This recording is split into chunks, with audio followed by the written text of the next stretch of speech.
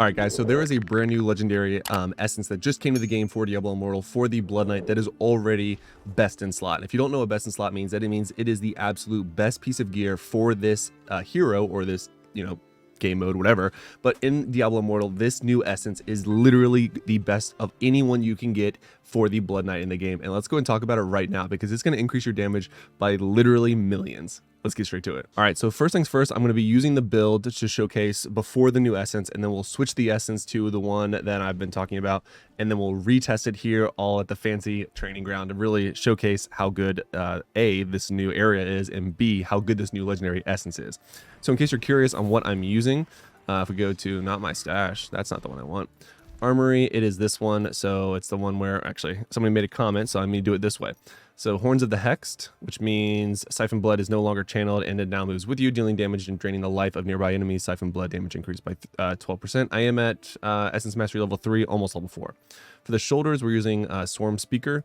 That's the one where your bats swarm around you and now engulf you. In a cloud of bats and continually damage and to generate enemies. And then for the chest piece, we're going to be increasing the bat damage by... Oh no, this is the one where Shroud of Night now empowers you and nearby allies, causing your primary attack to mark enemies for death. The mark explode upon reaching 5 stacks, dealing damage to the marked enemy, dealing increased by 12%.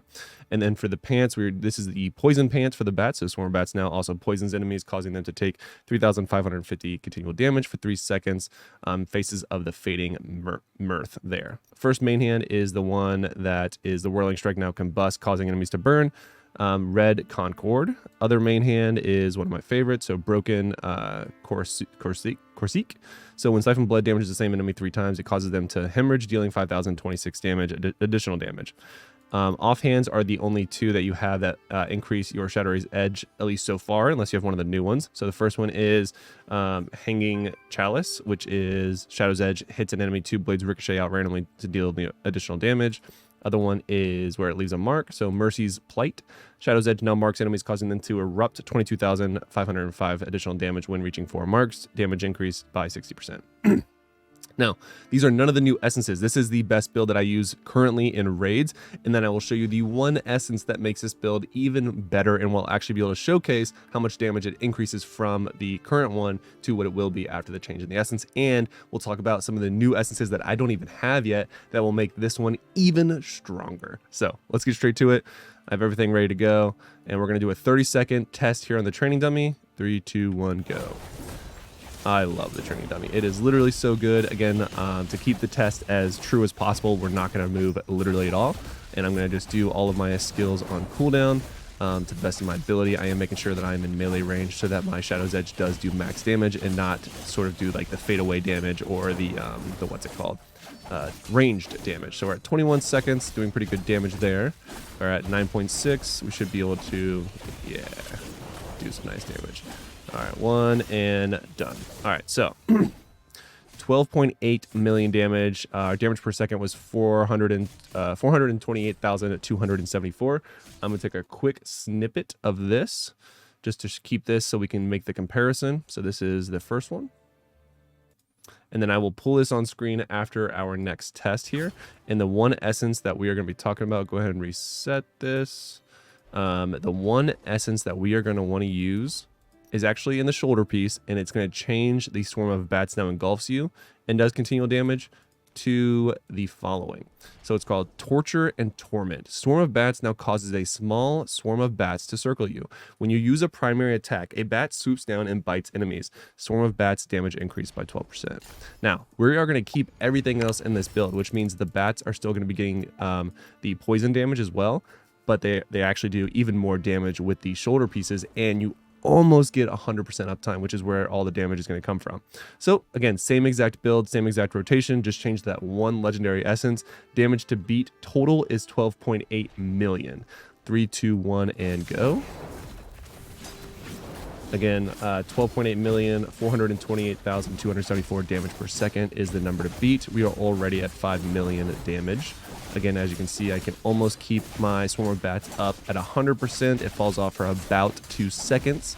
So 3, 2, 1, it's off, and then about 1.5 seconds before I get it back, which is really, really good. So we're at 23 seconds now. We're already at 12k damage. You can see already passing the damage points that we wanted to, and pause. So Gonna go ahead and bring up the other one. So that's 14.1. And I probably stopped that a little even quicker than I did last time, making the comparison. But again, you pause it because you can see my my legendary gems or my spawned essences still doing damage. So that's why you want to pause it right when you want to, so you get a true value instead of just walking away. So as you can see, the first one we did 12.8 damage. 12.8 million damage in 30 seconds. Damage per second was 428k. This one is 469k with a total damage of 14.1. So a 1.3 million damage increase, same length of time, single target damage. That one essence did that much more damage. And again, I almost have 100% uptime because of my beneficial effect durations. You could easily add something like the Blessed Pebble. Since the Swarm of Bats is now considered a buff, it will also benefit from this. And that even just the Blessed Pebble actually would probably get you 100% uptime. But I'm going to keep the legendary gems that I have on there, because if I were to go to my breakdown right now, my legendary gems also do 18.5% of my total damage in that fight. So pretty crazy damage there. And then you can see 38% damage with my Shadow's Edge, which is our primary attack, which is why this is great for shadowing for when you go to the essence transfer here at Nadia and look at the two other essences I want to talk about. Is the new main hand, Cruel Vendetta, Shadow's Edge damage increased by 32%. That is going to be best in slot by far. If I'm saying that almost 40% of my damage is coming from my main primary attack, and I can boost the damage of that attack by, how much was it, 32? Yeah, I'm going to be picking that bad boy up. Now, you might be asking, what would I replace? And that's where it gets a little difficult. So we have Whirling Strike that does damage, and then we have the Siphon Blood damage of the same enemy 3 times. I'm going to test both to see which one would give me more damage whenever I do pick it up, but I'm going to assume that this is the one that I would be switching. Broken Corset. I will obviously do the test here at the training grounds prior to stating that for sure when I get the new essences. But that's not even the other essence. There's actually an additional essence that I want to talk about, which is in the offhand. This one is even better, at least in my opinion, and that's going to be the Moon Call. So Shadow's Edge also increases your primary attack speed by 10% for 2 seconds, stacking up to 3 times.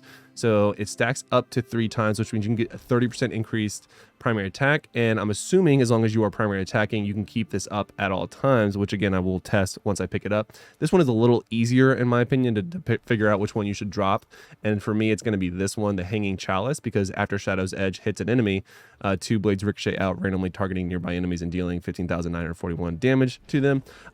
Since this is going to be my raid build, which is really single target focused, I don't really care about the ricocheting blades, because this other one is the one where when I reach 4 stacks, they're just going to combust and do erupt rather, and do 22k damage, which I will take instead of that. So that is, but again, because we have the training grounds, I will easily be able to test which one does more damage before I give you guys the final build once I get these new essences. But the main source of damage with this new build is going to be this one, because this Swarm of Bats will now link sort of to your primary attack and do additional damage. So obviously the primary attack damage is the most damage, so getting these 2 essences will be further enhancing what is already doing the most damage. But this piece of gear is the best in slot because it is making one of your other pieces of gear, your other skill rather, even stronger because of the main skill that you're using, which will then just get better with some of these other ones. That increases your attack speed, which means you'll get even more bats that attack and bite your friends. So all in all, very, very excited about this new potential build for the Blood Knight.